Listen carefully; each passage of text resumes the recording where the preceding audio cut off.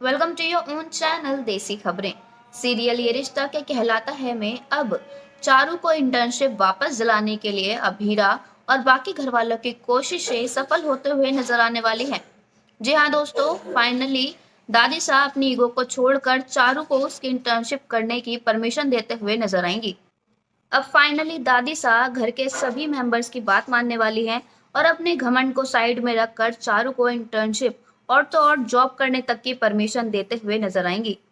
दोस्तों, ये जो कमाल हुआ है, ये सिर्फ और सिर्फ अभीरा की वजह से पॉसिबल हो पाया है। वही है जिसने दादी साहब की आंखें खोली, उन्हें रियलिटी दिखाई कि देखो समाज में क्या चल रहा है। अभी तो आप क्या बोलकर आई हो और जब अपने घर की बात आई है तो आप कैसे बिहेव कर रही हो। यहाँ दादी साहब को फाइनली रियलाइज हुआ है कि वो जो कर रही हैं वो बिल्कुल गलत है। उन्हें चारू के सपने तोड़ने का कोई हक नहीं है। अब अभीरा की कोशिशें सफल हो गई हैं और दादी साहब का गुस्सा पिघल गया है। वो चारू का फेस पकड़कर उसे प्यार करते हुए कहेंगी कि जाओ, मैंने तुम्हें परमिशन दी, तुम इंटर्नशिप भी कर सकती हो और जॉब भी। दादी साहब वैसे तो बहुत स्ट्रिक्ट हैं, लेकिन अब सभी घर वालों के सामने वो पिघल गई।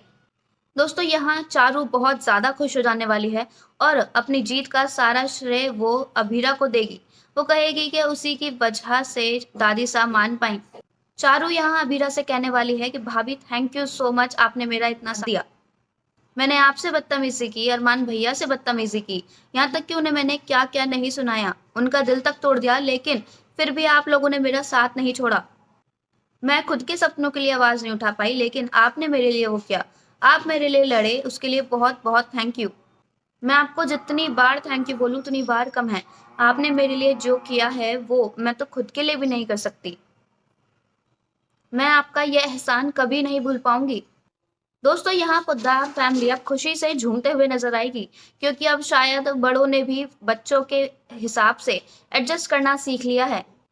अभीरा के आने से दादी साहब में बहुत ज्यादा बदलाव हो रहे हैं। पहले वो जो किसी की नहीं सुनती थी, सबको अपने कंट्रोल में रखना चाहती थी, सब पर अपना हुक्म चलाती थी और सब पर गुस्सा करती थी, अब वो चेंज हो चुकी हैं। अब वो सभी की बातें सुनती हैं, सभी का पक्ष जानने की कोशिश करती हैं। अब वो धीरे धीरे अपनी ईगो और घमंड से बाहर निकलकर फैसले लेना सीख रही हैं। और ये सब पॉसिबल हो पाया है तो सिर्फ और सिर्फ अभीरा की वजह से। अभीरा के आ जाने से पोद्दार फैमिली में बहुत ज्यादा पॉजिटिव चेंजेस देखने को मिल रहे हैं।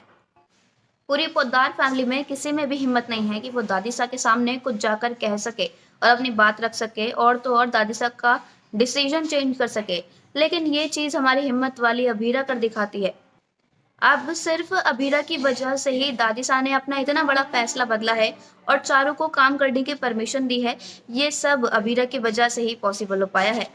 अभीरा पोद्दार फैमिली के बच्चों के लिए किसी ब्लेसिंग से कम नहीं है। आप इस ट्विस्ट के बारे में क्या कहेंगे, हमें कमेंट्स में जरूर बताइएगा। साथ ही साथ अगर नहीं किया है चैनल को सब्सक्राइब तो जरूर कर लें, ताकि सारी न्यू अपडेट्स आप तक पहुंचे सबसे पहले। धन्यवाद।